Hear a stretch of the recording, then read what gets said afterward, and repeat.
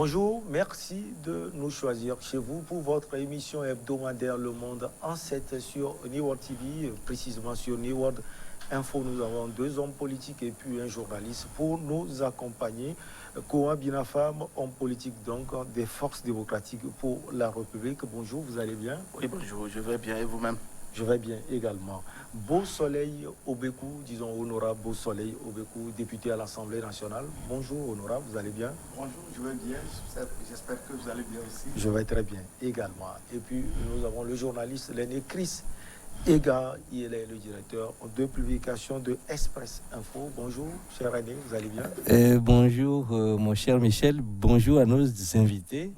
Et ça me fait plaisir de les rencontrer sur ce plateau aujourd'hui. Et je voudrais profiter de l'occasion pour dire encore bonjour à toutes les téléspectatrices et à tous les téléspectateurs, surtout les gens de la diaspora qui nous suivent en ce moment. Nous allons parler du sommet de Montpellier, la société civile africaine, crash des vérités à Macron.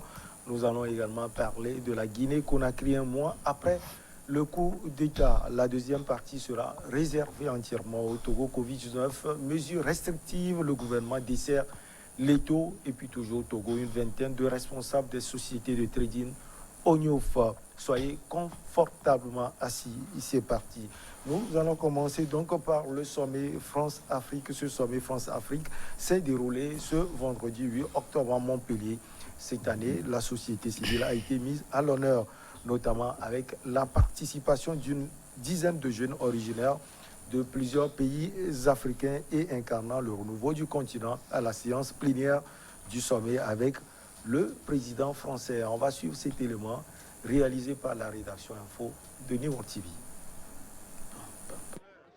Fini la France-Afrique. Lors de cette visite au Burkina Faso en 2017, quelques mois après son élection, Emmanuel Macron avait promis une rupture dans la politique française en Afrique. Son discours ici à l'université de Ouagadougou avait suscité beaucoup d'espoir, mais 4 ans après, les étudiants ne cachent pas leur désenchantement. La grande annonce de rupture n'a pas été faite. Je pense que la France a tenté de se désengager militairement pour revenir se dédire et se réengager encore sous prétexte que ce sont les États qui sont demandeurs. Au cœur des critiques, la présence militaire française au Sahel pour lutter contre les djihadistes et les visites fréquentes du chef de la diplomatie française Jean-Yves Le Drian ou de la ministre des Armées Florence Parly, perçue par certains comme du néocolonialisme. Quand la France vient donner des leçons de conduite d'État à un autre État, vous avez la caractéristique la plus évidente de l'insistance du maintien des liens coloniaux. Certes, il y a eu des gestes importants. La France d'Emmanuel Macron a reconnu des responsabilités accablantes dans le génocide des Tutsis au Rwanda, annoncé la fin du franc CFA, levé le secret défense sur des archives liées à l'assassinat de Thomas Sankara, le père de la révolution burkinabé, ou encore restitué des biens pillés durant la colonisation. Il y a cette loi votée au Parlement français, bien sûr, qui va nécessairement permettre ou encore favoriser la restitution des biens culturels de l'Afrique. Il a promis, il a fait. Mais ces gestes symboliques n'ont pas complètement enterré la France-Afrique, comme l'a montré la rapidité avec laquelle Emmanuel Macron s'est rendu au Tchad pour adouber Mahamat Idriss Déby après la mort de son père. La France veut toujours rester. Elle n'a même pas intérêt à quitter l'Afrique. Pas du tout. Elle veut rester. Mais comment rester face à une jeunesse aujourd'hui qui est éveillée, consciente? Écoutez, la parole de cette jeunesse, c'est bien la volonté affichée par le sommet de Montpellier qui va rassembler des centaines de jeunes entrepreneurs, artistes, militants, sportifs, mais aucun chef d'État du jamais vu depuis 1973. Pour l'intellectuel camerounais Achille Mbembe, chargé par Emmanuel Macron de préparer ce sommet inédit, la France doit se reconnecter avec les nouvelles générations africaines, ce qui va prendre du temps. Ce n'est pas un sommet qui va changer ça, mais le sommet est un premier moment d'une très longue étape qui durera, à mon avis, une ou deux générations. Une longue étape qui ne commence pas dans le meilleur climat. La tension est vive entre Paris et certaines de ses anciennes colonies, le Mali, où son influence est contestée, notamment par la Russie, et l'Algérie, suite aux réductions annoncées de visas et aux propos d'Emmanuel Macron sur un système politico-militaire qui entretiendrait une rente mémorielle, propos jugés insultants par Alger. Alors, on commence par Kouan Binafam. On a vu un format exceptionnel. Pourquoi ce format? Bon, en tout cas, que ce soit, quel que soit le format, c'est un sommet France-Afrique. Et c'est le 28e du genre. Ouais. Bon, pour moi, le format ne change rien. Parce que c'est l'organisateur du sommet, l'hôte du sommet, qui a été à la base du processus à travers le professeur Achille Bembé, pour désigner certains jeunes Africains pour aller en France. Bon, rien n'a changé. Est-ce que c'est la société civile africaine tout entière? Si je dis tout entière, c'est trop grossier parce que ça ne serait pas possible. Est-ce que c'est la société? Il y a eu un processus où des gens ont été désignés par les populations africaines pour aller. Non, c'est des gens qui ont été cooptés. Pour moi, ça ne change pas grand-chose. Moi, j'apprécie quand même la mise en scène. J'apprécie, ils ont reçu la mise en scène. Macron qui invite des jeunes Africains à venir lui dire en face la vérité, mais ce que nous disons tous les jours. Donc, en fait, moi, je n'ai pas vu ce qui a changé dedans. C'est une mise en scène parce que les Africains le disent sur plusieurs chaînes depuis. Bon, qu'on trie certains pour aller en France, moi, je ne vois pas l'effet sur l'Afrique. C'est-à-dire que rien de nouveau sous le soleil, quoi. Bon, pour moi, c'est rien. Les jeunes de Chris Ega sont allés cracher, comme Kouan Binafam l'a dit tout à l'heure, la vérité à Macron, ce que les chefs d'État africains n'arrivent pas à faire, visiblement. Écoutez, il faut remonter un peu le temps pour dire que ça a été le coup de gang final. C'est une forme de spectacle qui a été très préparé. Je crois que mon frère le dit tout à l'heure. C'est depuis mars que ce sommet-là, sa préparation a commencé. Ils ont parcouru, je crois, une douzaine de pays où ils ont organisé des assises avec des jeunes et les milieux des affaires, des entrepreneurs. Donc, on ne s'est pas levé un jour ou un seul jour pour le faire. C'est de la même façon qu'on prépare aussi les sommets et des chefs d'État. Des chefs d'État. Donc, en la forme, il y a un travail qui a été fait en amont et c'est seulement la présentation de ce travail-là qui a été faite la dernière fois en présence de Macron. Mais vous savez que nous sommes en France l'année prochaine, dans 6 mois, on va avoir l'élection présidentielle. Je crois que ça a permis à Macron quand même de présenter sa politique africaine en matière au service des jeunes et surtout des milieux d'affaires, les entrepreneurs, c'est-à-dire les startups, les milieux culturels, etc. Je crois que ça a été surtout ça. Mais on l'a dit abondamment sur les médias, c'est comme on dit, on change la façade pour que rien ne change à l'intérieur. Et je crois qu'il a dit aussi, je suis pleinement d'accord avec lui, il n'y a eu rien de nouveau.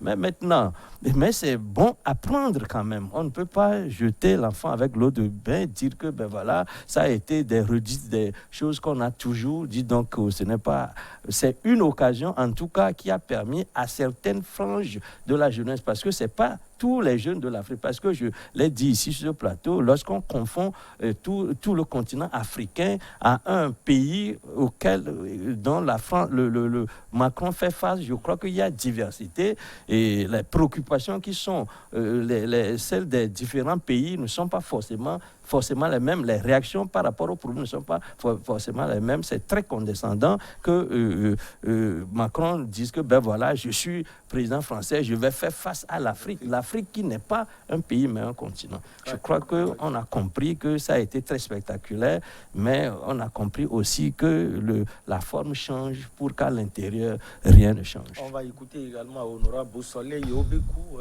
député et président de l'association Togo pour tous. Alors, Honorable, on change de format. c'est un format traditionnel qu'on a depuis 1973, comme l'élément l'a dit tout à l'heure. Et quand on arrive à changer le format, ça veut dire que quelque chose ne bouge pas. On veut revoir les choses.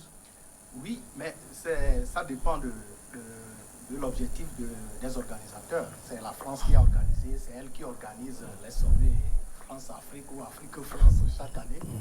Aujourd'hui, si elle décide de changer le format, c'est elle seule qui sait l'objectif. Donc, comme mes prédécesseurs l'ont dit, il n'y a rien qui a changé au niveau de ce qui se faisait avant. Ce qui a changé pour la forme même, ça n'a pas totalement changé. Il y a eu la société civile qui a rencontré un président français. Le président, quand on prend les deux parties, avant, c'était les pays africains qui étaient représentés par leur premier responsable. Donc, la légitimité de cette rencontre-là est établie parce que la France aussi, c'est son premier responsable qui représente la France. Aujourd'hui, le président français a rencontré lui seul la société civile.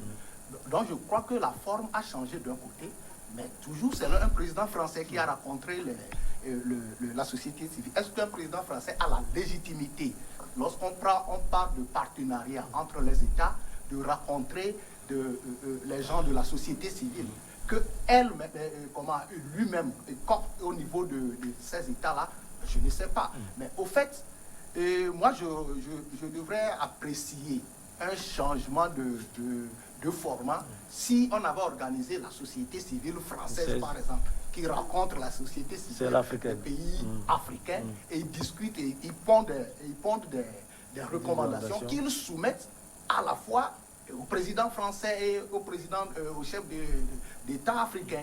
Mais ce qui s'est passé la fois passée, beaucoup d'observations l'ont dit, c'est un coup de com'.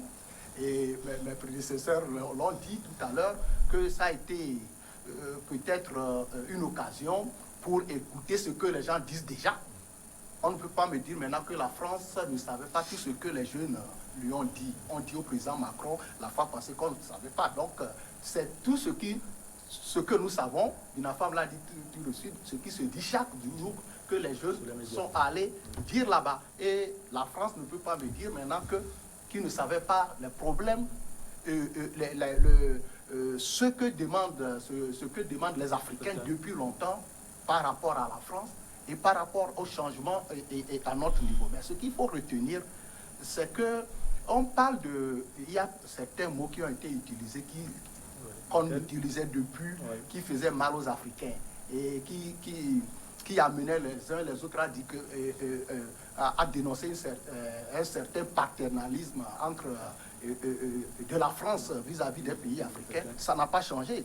Moi, le fait qu'un président français invite les membres de la société civile d'autres pays pour dire que c'est un sommet France ou bien Afrique-France, moi je crois que le format n'a pas été bien choisi et il n'y a eu rien de nouveau. Chris Ega, on vous retrouve cette question, quel a été le contenu de cette rencontre, la quintessence même de cette rencontre entre le président français d'une part et ceux-là qu'on appelle les acteurs du terrain, ceux qui sont sur le terrain, les acteurs de la société civile, il y a également des artistes et autres. Oui, je crois que cette question-là mérite d'être posée. C'est bien fait de la poser sur le plateau ici parce que tout ce qu'on a vu, ça a semblé plutôt une théâtralisation d'un fait accompli. Et je le disais tout à l'heure que le sommet, si tant est qu'on peut l'appeler sommet, a été en préparation pendant de longs mois et les acteurs qui ont été choisis, et on ne sait pas sur quels critères ils ont été choisis, mais je le disais tout à l'heure, Achille Mbembe a parcouru 12 pays, y compris l'Afrique du Sud où il réside lui-même, et je crois même l'Angola, qui est un pays lusophone, le Nigeria, qui est un pays anglophone, et il y a eu une trentaine d'assises. Ça veut dire qu'en amont, quelque chose a été fait, mais qu'officiellement, hier, on n'a pas dit. Finalement, les gens se posent la question de savoir de quoi il a été question, de quoi est-il question. Parce qu'un rapport a été remis, Achille Mbembe a remis un rapport à Macron le 5. Et c'est dans ce rapport-là qu'il a fait des propositions. 13 propositions essentielles ont été faites, mais on a insisté surtout sur 4 propositions, c'est-à-dire la création d'un fonds d'innovation pour la démocratie. Vous voyez, il y a eu déjà ça. Il y a une proposition de la création d'un partenariat entre les universités francophones et les universités de France. Il a été décidé aussi, proposé, la création d'une maison des mondes africains, c'est-à-dire une maison, un espace culturel qui sera construit et les fonds qu'il faut décaisser déjà, c'est 15 millions d'euros. Un fonds, un des premiers fonds qu'il faut décaisser pour construire cette maison-là où les Africains peuvent se retrouver, où le livre, on parlera du livre, on parlera des spectacles, on parlera du spectacle vivant, on parlera de l'art. Et c'est comme une maison où les Africains, tous les Africains dans leur diversité, ils peuvent se retrouver pour créer une émulation intellectuelle autour des sujets culturels. Il y a aussi le rapprochement, là aussi la question mémorielle sur la colonisation, sur la colonisation et l'esclavage. Il a fait des propositions aussi par rapport à la mobilité des jeunes. Vous savez que ces derniers temps, sinon ces dernières années, beaucoup d'Africains sont morts dans la Méditerranée. Ça voudra dire qu'il y a un problème de visa qui se pose. Tout, c'est un ensemble de sujets qui a été évoqué lors de ces assises-là, mais hier, curieusement, les débats n'ont pas pris en compte ce qui est la quintessence. Comme tu le dis, je te remercie de le relever. Personne, finalement, n'a eu à savoir ce dont on avait parlé en amont.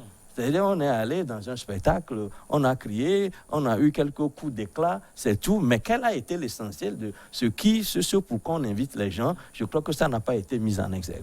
Vous êtes homme politique ou un binafam. Est-ce que vous pensez que ces jeunes peuvent réussir là où leurs dirigeants ont eu des banqueroutes?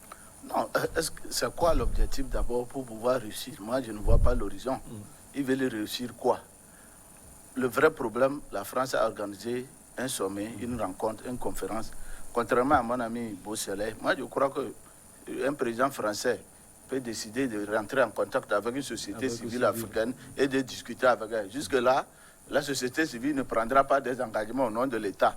Vous, c'est l'objectif qui est important pour libre à lui, s'il veut rencontrer une société civile, mais les engagements qu'elle prend n'engageront pas les États. Non. Je crois que là-bas, jusque-là, il n'y a pas la faute. Maintenant, vous dites quelle est la quintessence? Non, bon, la France a voulu soigner son image. La France est consciente que la jeunesse africaine désapprouve sa façon de faire en Afrique. Hein. Vous n'êtes pas sans savoir que sur tous les réseaux sociaux, sur les chaînes à visage découvert, les Africains dénoncent. Et ils l'ont fait hier encore, ils dénoncent le soutien, le soutien supposé ou réel que la France apporte à certains chefs d'État qui sont en divorce avec leur population. Donc tout ça, la France est consciente de ça. Elle a voulu dire que elle a voulu prendre en compte la position de la jeunesse africaine. Elle a voulu donner l'impression qu'elle écoute la jeunesse africaine. Moi, c'est ce que j'ai compris. Maintenant, on ne peut même pas apprécier ce qui a été fait. Bon, c'est comme quand on dit, au-dessus d'un conseil de ministres, le gouvernement dit si, bon, on va commencer par applaudir. Mais c'est les effets qu'on applaudit. Ils ont eu le sommet. Les jeunes leur ont dit, mais ils lui ont fait des reproches par rapport au Tchad. Ils lui ont fait des reproches par rapport au pays. Ça sera jugé à l'avenir. Est-ce que la France va changer de comportement par rapport aux reproches qu'on lui fait? Sinon, réellement, Macron voulait, à la veille de la présidentielle, et il y a des Noirs qui votent en France. En France, Macron a fait... Il y a 6 millions. Voilà, Macron a fait un clin d'œil à l'électorat noir. Ils vont voter. Ça, c'est... Macron a fait un clin d'œil à l'électorat noir en donnant l'impression, j'écoute votre jeunesse qui sont venus crier sur moi, dénoncer mon soutien à certains chefs d'État. Il veut capter le vote de l'électorat noir. Donc moi, je n'ai pas vu ce que ça peut apporter à l'Afrique. Je verrai avant de croire. Honorable, je repose la question. D'abord, je me demande, est-ce que les chefs d'État africains arrivent à dire ce qu'ils pensent à la France, Alors, s'il n'arrive pas à le faire, la jeunesse a eu à le faire. Est-ce que cette jeunesse sera entendue? Oui, au fait, c'est ce que je viens de dire.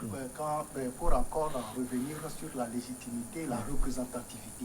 C'est ce que j'évoquais en disant que ça aurait été une rencontre entre société civile africaine, société civile française, on allait comprendre. Mais je ne dis pas que le fait qu'un président français rencontre la société civile africaine n'est pas bon ou non, mais je dis on parle de la représentativité. Maintenant, lui-même, il a dit, mon ami et mon frère Binafam a dit que les gens se posent la question sur la représentativité au niveau de ceux qui avaient participé à ce des entrepreneurs, donc, des artistes, des militants de la société. Et j'avais dit que lorsqu'on dit Togo, on ne précise rien. Si le Togo doit participer à un sommet, on sait qui va aller. Lorsqu'on dit Ghana, on sait qui va aller. Mais quand on copte des gens, est-ce que sur quels critères on a choisi les gens? Les gens ont dénoncé ça beaucoup. Quand vous voyez même sur la toile, partout, les gens ont dénoncé. Même des gens de la société civile africaine ont dénoncé même le critère de choix de ceux qui devaient participer à ce sommet. C'est de ça qu'il s'agit, et non de dénoncer cette manière de faire. Bon, au fait, est-ce que les chefs d'État arrivent à dire la vérité? Mais on ne nous donne jamais le contenu ou bien des débats que les chefs de l'État disent, des débats qui se font au niveau des sommets Afrique-France ou France-Afrique. On n'a jamais s'ils vont au palais de l'Élysée. On ne sait pas, ils se rencontrent et à la fin, on prend un communiqué diplomatique et on parle on fait un compte rendu de ce sommet. Hier, on nous a quand même présenté des gens qui ont eu l'occasion de poser des questions, de parler directement au président français. Mais je m'avais dit que comme on n'a jamais eu le contenu de les discussions qu'il y a chaque fois entre les chefs d'État africains et les chefs d'État français, et qui ont quand même dirigé ou organisé les sommets. Mais j'ose croire que quand même on ne peut pas, pendant 28 ans, que des chefs d'État d'Afrique n'ont pas eu la présence d'esprit de dire ce qui se passe, ce qui a réellement ce qu'on peut faire dans ce partenariat entre la France et Vous parlez de 28 ans, mais les analystes disent également que les chefs d'État... Il y a eu 28 sommets, je veux dire, peut-être. Les chefs d'État qui ont eu le courage de le dire, on a vu la suite. Mais ça se dit en Afrique, ce qui se passe, on a parlé des roses. Et puis, il y a une chose, l'Afrique a toujours gardé ces méfaits de la France-Afrique. Autrefois, là où il y a eu même des organisations de coups d'État, où on envoyait des mercenaires, tout ça là. Et quand tu prends beaucoup d'observations, les temps ont changé. On n'assiste plus à ces choses, mais il y a ce réseau-là de France-Afrique qui est toujours en activité. Donc, c'est ce que dénonce, par exemple, la société civile africaine. On veut que la France cesse et ces manières de faire dans ce monde. Et comme le disent nos frères de la société civile, et il y a certaines choses, par exemple, pour l'intervention, les bases militaires que la France a en Afrique, tout ça. Et au fond, est-ce que c'est de ça qu'il s'agit en Afrique? L'Afrique veut son développement. Et je crois que la société civile même, ce dont il s'agit, c'est que tous les freins au développement, ce qui empêche l'Afrique de se développer, on a ces facteurs-là, des facteurs historiques. Et on a parlé de la colonisation, de la traite négrière, ces facteurs qui ont fait que l'Afrique est en retard, l'Afrique a eu un mauvais départ. Mais lorsque les autres continents qui n'ont pas subi de ces méfaits, on nous a dévance l'Afrique. À chaque fois que l'Afrique veut décoller, on a quand même des faits qui entravent son décollage. Maintenant, il faut se poser les réelles questions. Le développement de l'Afrique dépend de qui? Ça dépend de nous, les Africains.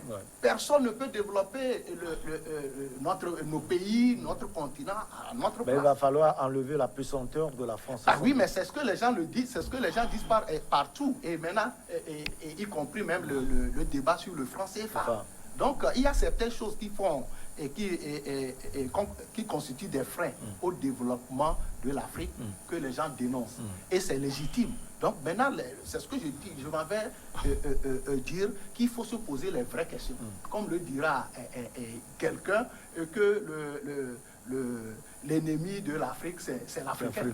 Oui, Kouambi Nafan, vous voulez réagir? Non, oui, non, par rapport à ça, c'est-à-dire que en même temps que on dit que le format n'a pas changé, mais il faut éviter que nous donnons nous-mêmes, les Africains, l'impression, parce que j'ai vu beaucoup de confusion aussi auprès des jeunes Élons, faire partie des bases militaires. Non. Ce n'est pas seulement la France qui a les bases militaires en Afrique. Ouais. C'est les partenariats qui fondent ces bases militaires qu'il faut revoir. Sinon, il y a la Chine qui a des bases militaires, il y a les États-Unis, partout, tout le monde est là. Même les États-Unis ont des bases militaires en Europe. Voilà, voilà. Le problème n'est pas là. Le problème n'est pas là. Le problème, c'est nous-mêmes qui nous infantilisons. C'est nous-mêmes qui nous infantilisons. C'est-à-dire, moi-même, le principe que de temps en temps, on va dire sommet Japon-Afrique, sommet États-Unis-Afrique, mais... Sommet Russie-France. Mais c'est de l'infantilisation. Si je suis président de la République, je ne vais pas. Si on va faire sommet, si je vais, je rencontre les États-Unis. Pourquoi un pays va nous regrouper tous, un continent? C'est nous-mêmes qui nous infantilisons, parce que quand nous nous infantilisons, n'accusons pas les autres.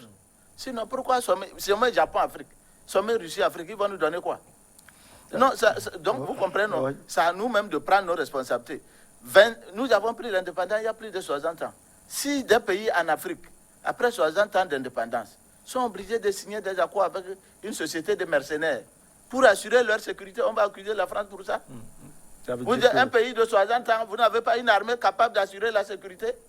C'est la faute à la France. C'est la France seulement qui vend les armes au monde. La Corée du Nord ne vend pas les armes.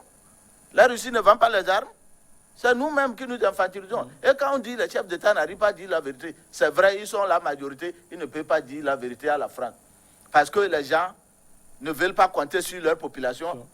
Pour l'essentiel en Afrique, ils veulent compter sur le soutien de la France. C'est un secret de polichinelle. Oui, réélu. Donc sinon, si vous avez le soutien de votre France, la France n'a qu'à venir vous assassiner. Est-ce que vous avez vu le tricot la photo de Blaise Compaoré sur un t-shirt des jeunes dans la vie? Thomas Sankara est assassiné depuis plus de combien d'années, mais les Africains connaissent leurs bons dirigeants. C'est à nos dirigeants d'oser, de ne pas se faire infantiliser. Voilà ce que je voulais dire. Alors, Chris Ega, on va sortir de ce sujet. Le choix de ces jeunes qui ont participé à ce sommet de Montpellier a été fait comment? C'est vrai que c'est un Africain qui a fait le choix, l'historien, le politologue camerounais, Achille Bembe. Oui, naturellement, lorsque Bembe est chargé de faire ce choix-là, il fera des choix qui sont à son image, parce qu'il ne peut pas aller choisir des gens qu'il n'a jamais connus. Donc je crois que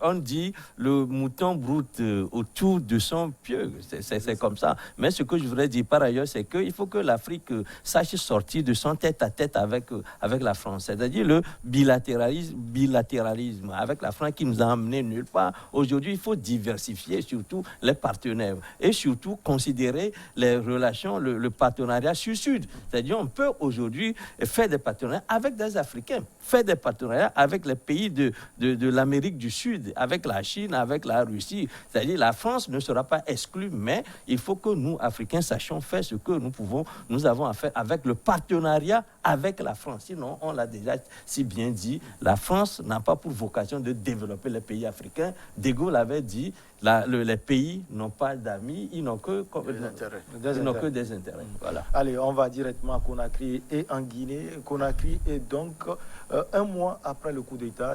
D'abord, on a vu ce coup d'État qui dépose l'ancien président Alpha Condé. Ensuite, il y a eu la concertation qui a fait sortir une charte. Il y a eu également la nomination du nouveau Premier ministre Mohamed Beavogui. Alors, la Guinée, un mois après, ressemble à quoi, Kouambi Nafan? Oh bon, à quoi elle peut ressembler seulement un mois après? Il y a eu des avancées? Oui, il y a eu des avancées à mon avis, mais il y a eu les prisonniers politiques qui sont libérés. Ce sont des avancées. Ouais. Oui. Il y a eu la charte. Oui, il y a eu la charte. Par la durée de la transition. Non, ce qui est sûr, donnons-leur le temps. C'est mieux que quelqu'un qui a voulu faire un troisième mandat et qui a fait tuer beaucoup de gens. Il ne faut pas que les Africains soient trop pressés.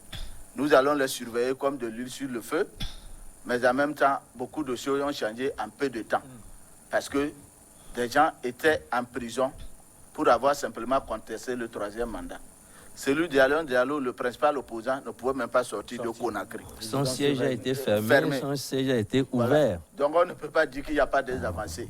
Le coup d'État de la Guinée a été un coup d'État applaudi par la majorité des Guinéens, et même y compris des Africains. Donc maintenant, est-ce que les militaires vont respecter leurs paroles? Bon, je crois, pour ma part, qu'ils ont bien commencé en consultant tout le monde. Ils ont rédigé une charte qui va être signée. Bon, on dit que la charte ne fixe pas le délai, mais à l'article 15 de la charte, il est bien écrit, la transition n'excédera pas 24 mois. Article 15, c'est bien écrit. Ça veut dire qu'ils resteront dans une fourchette d'au plus 24 mois. C'est déjà un pas. Voilà. C'est mieux. 2 ans donc. S'ils font 2 ans, c'est mieux que imposer 5 ans de plus d'Alpha Condé. Voilà. Donc. Alors, honorable Soleil Obekou, 1 mois après, quel bilan vous pouvez faire? Non, au fait, nous savons qu'il y a eu un coup d'État et par principe, il faut être contre la démocratie, il faut le condamner. Le coup d'État. Mais ça dépend aussi du peuple guinéen et tout le monde sait que le peuple guinéen, dans sa majorité, a applaudi le coup d'État comme le dit mon frère. Qu'est-ce que vous appelez majorité? On a vu les bastions de l'opposition où la junte a été applaudie. Oui, mais puisqu'il n'y a pas eu une fraction qui est sortie pour être contre. Est-ce que la fraction peut sortir? Mais déjà, vous savez, nous sommes dans un monde de communication, d'information, et c'est tout ce que on ne peut qu'analyser les situations par rapport aux informations que nous avons. Donc, tout le monde sait quand ça s'est passé, les gens se sont réjouis, et jusqu'ici, et j'en ai pour preuve même le parti de l'ex-président Alpha Condé. Quand il y a eu la consultation, ils sont allés. Donc ça veut dire que le coup d'État, quelque part, eux-mêmes, ils ne sont pas... Est-ce que le parti avait le choix même? Mais s'il n'a pas le choix, mais il y a des coups d'État où le président au pouvoir a vu ses militants protester. Au fait, on le dit ainsi, ce coup d'État-là, je crois que les Guinéens, dans leur ensemble, la diaspora... le coup d'État est salutaire. Pour eux, eux-mêmes le disent, parce qu'il n'y a pas un coup d'État salutaire quand même, parce qu'un coup d'État, c'est toujours un frein à la démocratie. Mais au fait,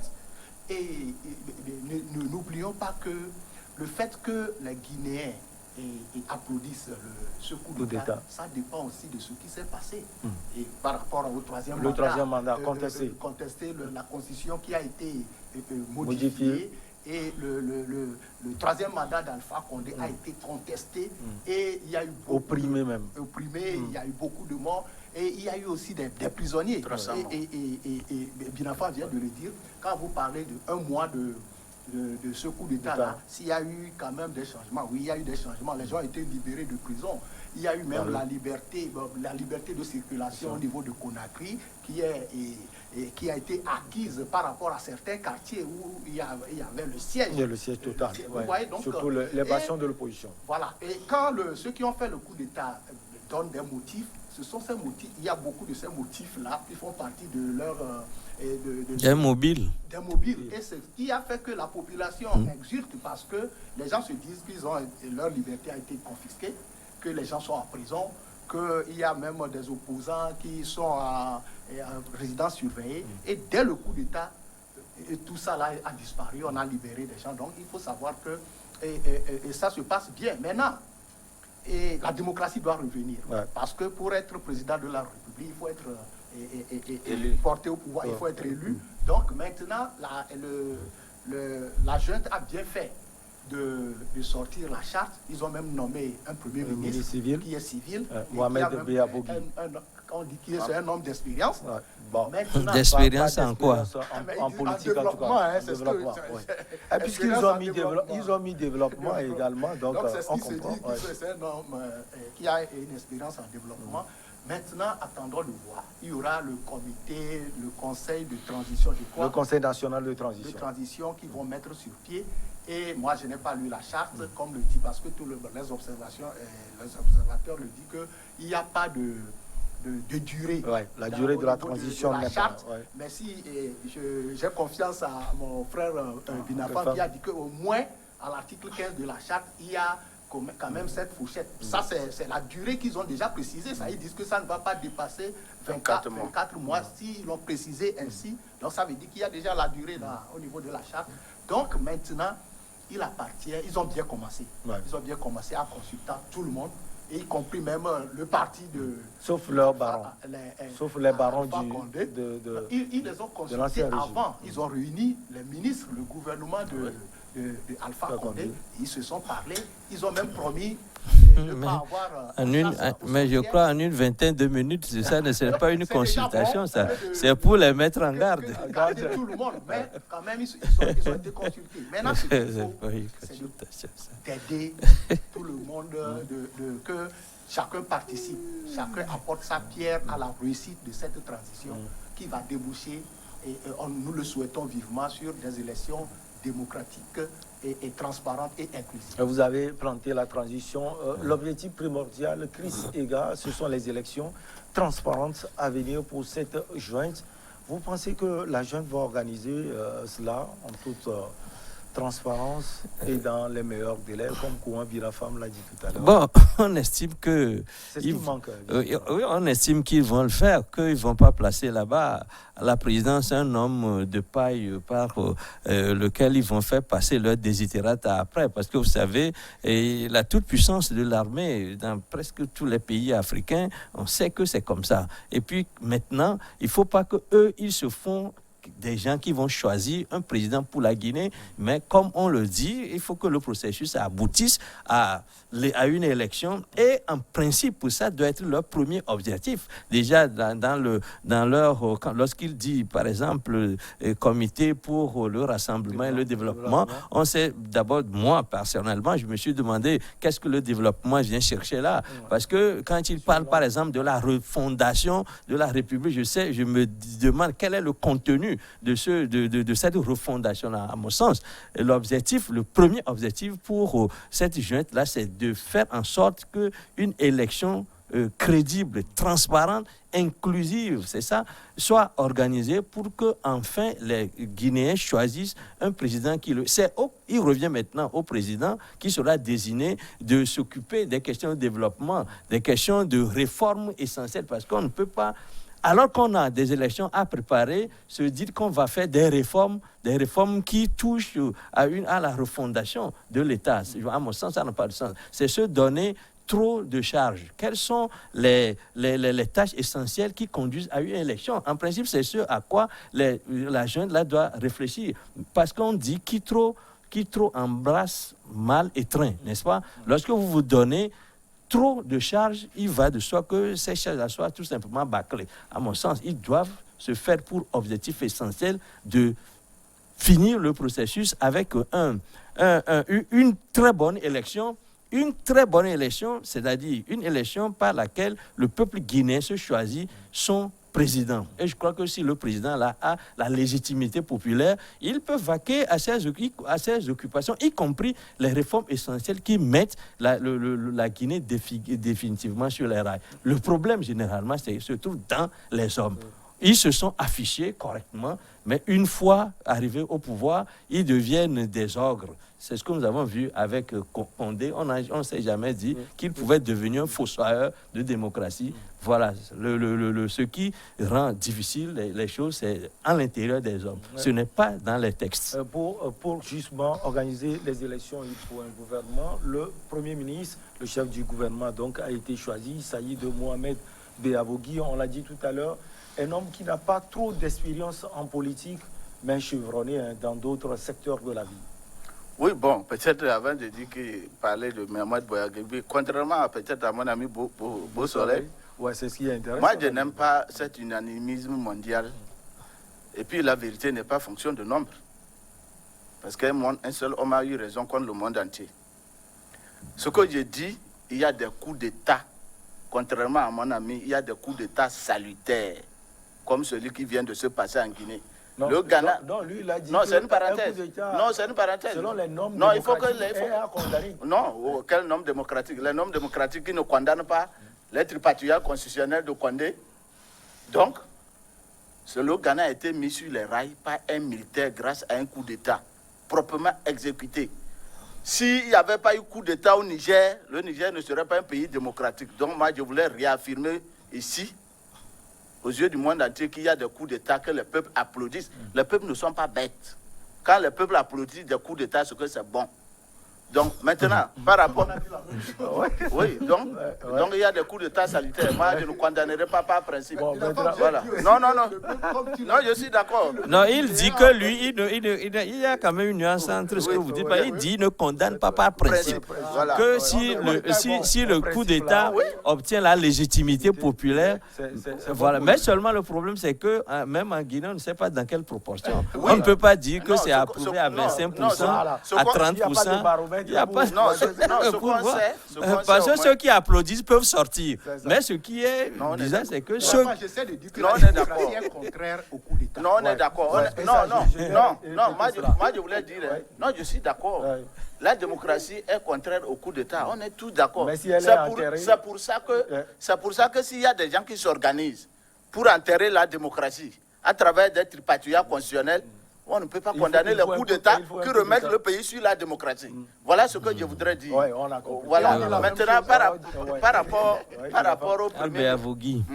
au Premier ministre Béabogui, non, je crois qu'en réalité, en politique, si on respecte les tests, si on ne connaît pas, on ne va pas trop chavirer. Il va rester dans le cadre de la transition, entouré du Conseil national de transition, y compris avec la volonté de Doumbouya, de remettre le pays sur les rails. Bon, son inespérance politique ne va pas trop jouer. Parce qu'au moins, c'est quelqu'un qui... si Doumbouya lui-même, il n'a pas d'expérience. Oui, ce n'est pas grave. C'est d'abord la volonté. Ils veulent faire la démocratie. Ils vont s'entourer. Dans le Conseil national de transition, il y aura 50 représentants des partis politiques. Il y aura 50 représentants des partis politiques. Les partis politiques ne vont pas quand même choisir le dernier de leurs militants pour siéger. Donc le Conseil jouera le rôle de Parlement. Donc ça, moi je crois, il y aura des garde-fous pour permettre à la Guinée.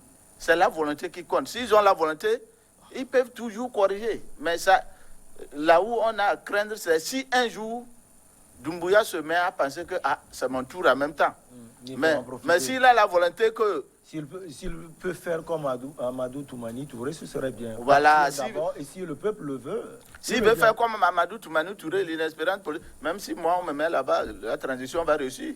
Oui, parce qu'il y a la volonté. Parce qu'il y a la volonté. Donc le gars qui est là-bas, et puis quand vous lisez la charte de transition, ils disent qu'ils veulent un premier ministre qui soit équidistant des partis politiques. Effectivement, et c'est ce qu'ils veulent. C'est ça même qui les a guidés à choisir quelqu'un qui n'a pas d'affiliation.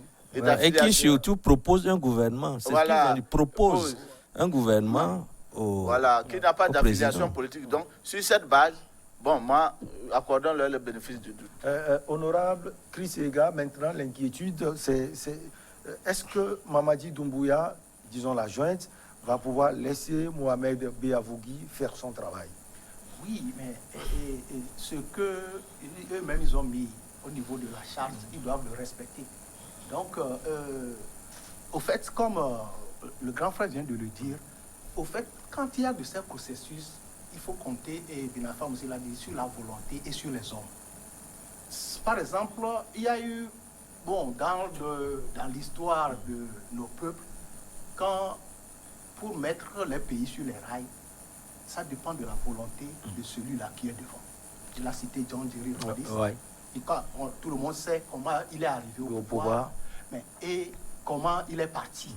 Et souvent, moi je le dis, ce n'est pas la façon d'arriver au pouvoir qui compte, mais la façon de quitter. Quand tu quittes le pouvoir, quelle est la réaction du peuple? Entre nous, quand il y a eu le coup d'État en Guinée, puisque c'est de ça qu'il s'agit, nous avons vu, je l'ai dit tantôt, comment les jeunes ont applaudi. Ils ont applaudi. Ils ont crié liberté. C'est comme si personne n'était même pas... ça n'a gêné personne que le président Condé quitte, entre guillemets. Mais quand vous prenez par exemple le président John Jerry Rawlings, c'est un exemple, il est arrivé au pouvoir par un coup d'État. On a vu comment les choses se sont déroulées. On a massacré des gens, on a passé des gens, comment on le fait, Au poteau. Au poteau, on a tué des gens sans jugement, tout ça là. Mais les gens étaient, il y a eu beaucoup de réfugiés ghanéens qui se sont réfugiés au Togo, qui est le pays voisin du Ghana. Mais après, John Jerry Rawlings, à la fin, quand il a quitté le pouvoir, la façon, il a vécu au Ghana comme un homme de référence au niveau mondial. Tout le monde a beaucoup voyagé et porté les valeurs du panafricanisme.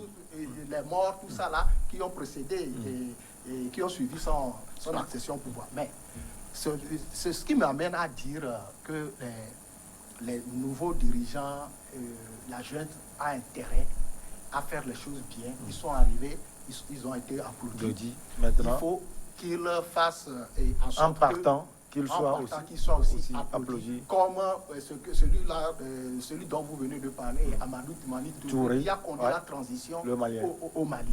Donc, à ce moment, tout ce que nous devons souhaiter, c'est qu'ils tiennent parole. Parce que, pour le moment, si les Guinéens le peuple guinéen semble leur accorder leur confiance, c'est que ça dépend de ce qu'ils ont commencé par dire et de ce qu'ils ont commencé par faire. Il ne faut pas qu'à la fin, ils continuent. Et quand ils chantent, ils vont toujours trouver le peuple guinéen devant eux. Et il y a eu de ces exemples même en Guinée, avec Moussa Dadis Camara. Vous avez vu ce qui s'est passé. Et je voudrais finir là-bas en disant que même après la transition, il faut des hommes de volonté pour pouvoir remettre la Guinée sur les rails de la démocratie. Parce que il y a l'exemple j'en ai pour preuve l'exemple d'Alpha Condé. Il est arrivé, c'était un opposant.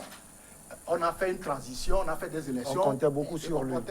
Pas seulement la Guinée, mais c'est toute l'Afrique. À la fin, les gens étaient déçus en Guinée. Donc, celui-là, et le grand frère vient de le dire, il ne faut pas que les militaires même orientent le choix du peuple. Il faut que le peuple même choisisse celui qui va présider à son destinée pour les années à venir.